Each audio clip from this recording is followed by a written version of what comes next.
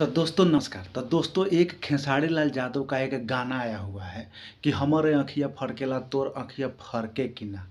दोस्तों गाना अच्छा है। मैं बोलते आया हूँ कि अच्छा अच्छा है, चलेगा, ये गाना चलेगा और अच्छा गाया है, अच्छा लुक किया है, अच्छा म्यूज़िक ने अच्छा म्यूज़िक दिया है, वीडियोग्राफर ने अच्छा वीडियो किया है और अच्छा लग रहा है देखने में गाना। इतना चलेगा दोस्तों, अगर इतना नहीं रहेगा तो फिर वो थोड़ा-सा सॉन्ग में थोड़ा-सा होना चाहिए। अच्छा गाना है, ट्रेंडिंग में चला है, अच्छा गाओगे, अच्छा करोगे, उसका मैं अच्छा बोलूँगा।